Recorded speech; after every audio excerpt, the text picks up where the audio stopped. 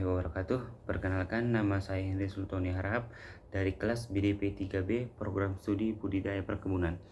Nah, pada kesempatan kali ini saya akan menjelaskan tentang pemasaran komoditas perkebunan.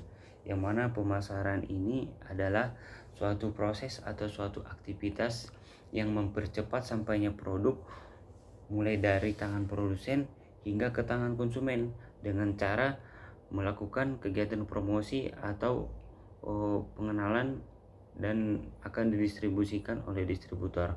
Nah, konsep inti pemasaran sendiri itu berawal dari permintaan pasar. Nah, jadi si produsen akan membuat produk berdasarkan permintaan pasar. Setelah ada permintaan pasar tersebut, maka si produsen akan membuat barang. Nah, dari produk tersebut akan terjadi penilaian tentang mutu dan kualitas barang tersebut, kualitas produk tersebut. Setelah penilaian terhadap produk tersebut baik, maka akan terjadi transaksi atau hubungan kerja. Maka produk tersebut selanjutnya akan dipasarkan dan akan disampaikan ke konsumen. Nah, pemasaran sendiri bertujuan untuk membuat si konsumen agar lebih mengenal produk yang dibuat oleh produsen. Nah, setelah konsumen mengenal dan memahami produk yang dibuat tersebut dan produk tersebut sesuai dengan kebutuhan dan permintaannya, maka dia akan membeli produk tersebut. Nah, apa sih perbedaan antara konsep penjualan dan pemasaran? Nah, konsep penjualan sendiri, si penjual berfokus menjual produk yang sudah ada, produk yang sudah jadi. Produk tersebutlah yang akan dijual dan dipromosikan kepada konsumen. Nah, laba yang dihasilkan oleh penjual pun dilihat dari volume penjualannya, seberapa banyak dia bisa menjual produk tersebut. Nah, sedangkan konsep pemasaran adalah berawal dari menentukan target pasar. Nah, target pasar tersebut akan dilihat dan diamati apa saja permintaan dan kebutuhan pasar tersebut. Nah, dari permintaan tersebutlah akan dibuat produk dan memasarkannya hingga laba yang dihasilkan oleh pemasaran ini pun berasal dari kepuasan pelanggan. Nah, jika pelanggan sudah puas, otomatis dia akan terus-menerus membeli di sini menjadi pelanggan tetap. Dalam pemasaran ada 3 lembaga yang terlibat dalam proses pengaliran barang mulai dari produsen hingga sampai ke konsumen. Nah, yang pertama itu adalah dari golongan produsen. Nah, dari golongan produsen ini adalah golongan-golongan penghasil seperti petani dan penghasil produk pertanian lainnya. Nah, yang kedua adalah pedagang perantara. Pedagang perantara inilah yang akan mengumpulkan hasil dari golongan produsen, hasil pertanian. Dia akan dikumpulkan dan akan disalurkan kepada konsumen. Yang ketiga adalah lembaga pemberi jasa. Lembaga pemberi jasa ini adalah lembaga yang memberikan fasilitas untuk memperlancar fungsi dari lembaga produsen dan lembaga pedagang perantara. Misalnya dia menghasilkan biro iklan, bank, dan lain-lainnya. Menurut penguasaan barang, lembaga pemasaran ini terbagi menjadi 3 bagian. Yang pertama adalah lembaga pemasaran yang memiliki dan menguasai barang, yaitu dia memiliki barang tersebut dan menguasai barang tersebut. Nah, barang itu milik dia dan dia bebas untuk diapakannya barang tersebut, seperti pedagang pengumpul, pedagang besar, dan pedagang pengecer. Yang kedua adalah lembaga pemasaran yang tidak memiliki tetapi menguasai barang. Nah, maksud dari penguasaan ini adalah lembaga pemasaran yang tidak berhak atas barang tersebut tetapi boleh menyimpan dan sortasi dan membagi-bagi serta mengapak barang tersebut, seperti makelar, komisioner, dan pelelang. Selanjutnya adalah lembaga pemasaran yang tidak memiliki dan tidak menguasai barang, yaitu seperti penyedia jasa. Dan yang ketiga adalah lembaga pemasaran yang tidak memiliki dan tidak menguasai barang.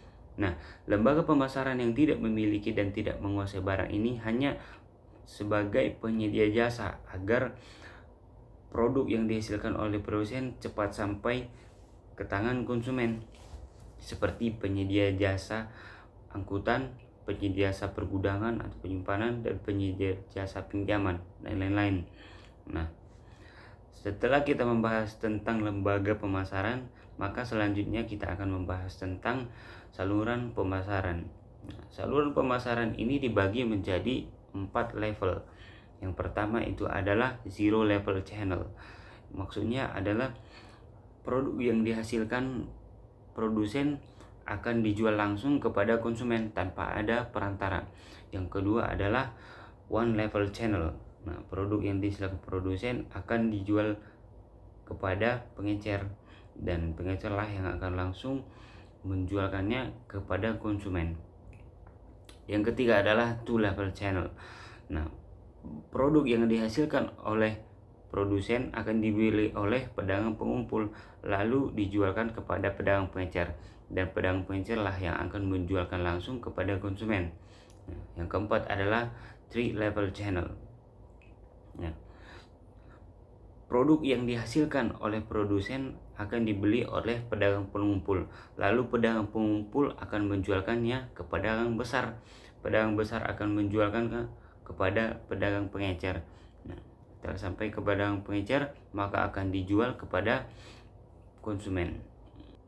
Ada 4 faktor yang mempengaruhi panjang pendeknya saluran pemasaran. Yang pertama itu adalah jarak antara produsen dan konsumen. Nah, seperti barang yang dihasilkan jauh dari konsumen.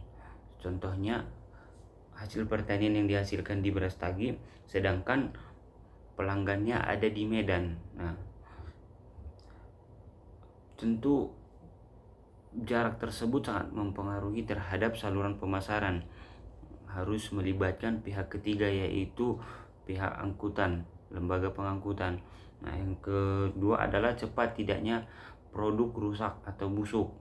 Hasil-hasil pertanian misalnya sangat mudah busuk, tentunya tidak bisa dikirim jauh-jauh, tidak bisa disalurkan keluar kota karena barang tersebut akan busuk. Nah, yang ketiga adalah skala produksi atau usaha.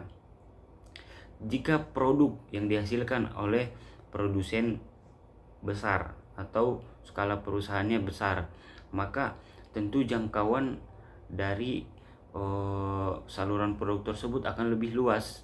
Nah, yang terakhir adalah kondisi keuangan pengusaha. Tentu ini akan sangat mempengaruhi karena saluran pernapasan ini membutuhkan biaya untuk memakai jasa lembaga pemasaran. Selanjutnya kita akan membahas tentang biaya pemasaran. Apa sih biaya pemasaran itu?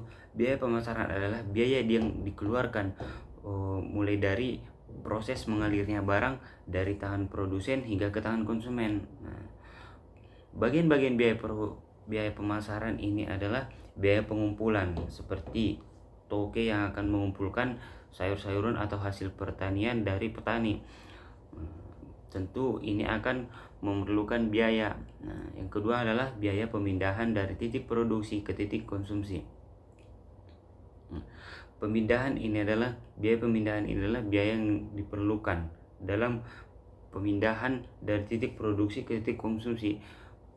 Produksinya di titik A misalnya, sedangkan konsumsinya di titik B, maka itu akan memerlukan biaya, apalagi jarak dari titik A titik B itu jauh.